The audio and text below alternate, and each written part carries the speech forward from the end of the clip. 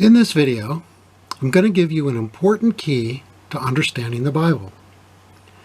In order to gather biblical truth, we must first realize that we all have a natural tendency to filter or pick and choose relevant information. I realize that sounds counterproductive to our truth-seeking intentions, but that's exactly what we do. Let me explain. Consider the psychological phenomena called confirmation bias. Feel free to Google it to learn more about it. But basically, confirmation bias is our tendency to search for, or interpret, or favor, or recall information in such a way that it confirms or supports our existing beliefs. In other words, confirmation bias is our natural tendency to accept or reject information in such a way that we only reinforce our existing beliefs on a particular topic.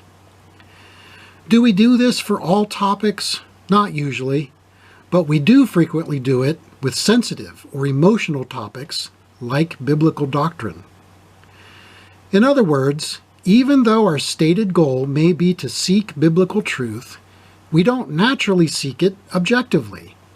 We instead interpret biblical information through a filter that's been designed to reinforce our preference or support our existing beliefs.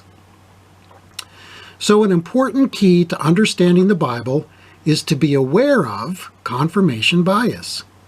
Be aware that we all have a natural tendency to pick and choose information such that it points us towards our preferred conclusion. But here's the thing. We don't get to define truth. God says our job is to seek truth, and we can't objectively seek it unless we control this natural tendency of ours to define it. Our goal should be to always objectively and impartially consider all biblical information.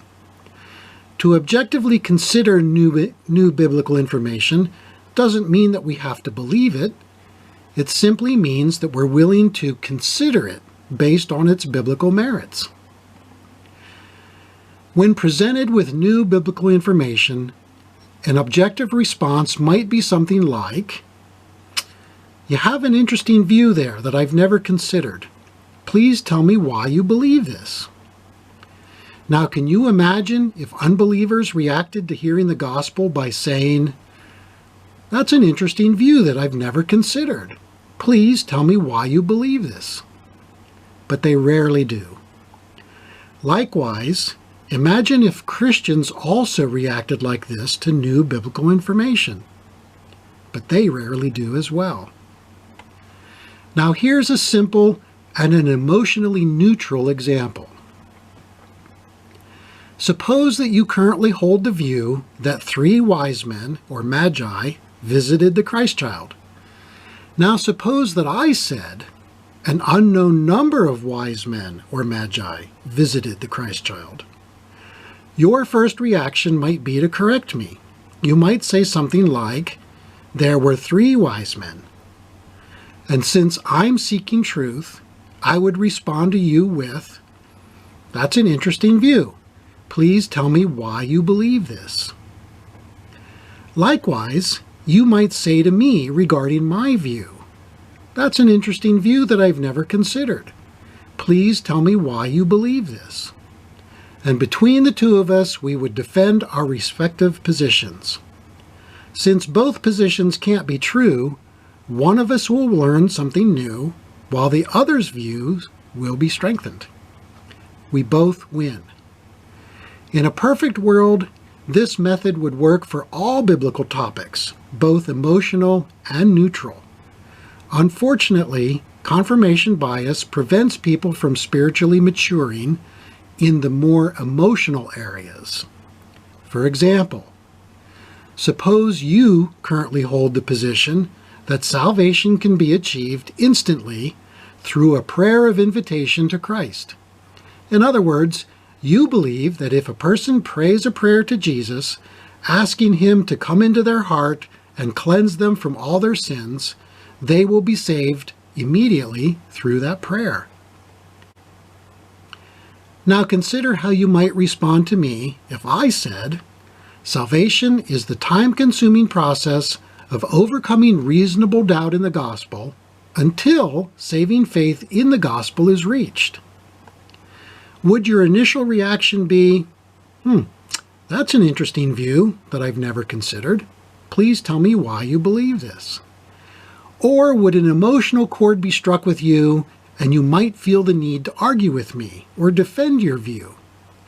Would you react to my unusual perspective in the same way that most unbelievers react to hearing the gospel? Confirmation bias is our tendency to search for, interpret, favor, and recall information in a way that confirms or supports our existing beliefs. Our goal should be to always, objectively and impartially consider all biblical information. To objectively consider new biblical information doesn't mean that we have to believe it. It simply means that we're willing to open-mindedly consider it based on its biblical merits. We all hold certain beliefs that we think are true. But what if those beliefs are not true? Are we willing to objectively consider alternative views? If our goal is to understand biblical truth, then we must be willing to consider new or alternative views. And we must resist our natural tendency towards confirmation bias. However, if our goal is simply to hold on to our beliefs, regardless of whether or not they are true, then confirmation bias will allow us to do just that. Incidentally, the Bible never specifies the number of wise men or magi. The number 3 has only been assumed because of the number of types of gifts. It is possible that 10 magi bearing 3 types of gifts visited the Christ child. Thank you for watching this video.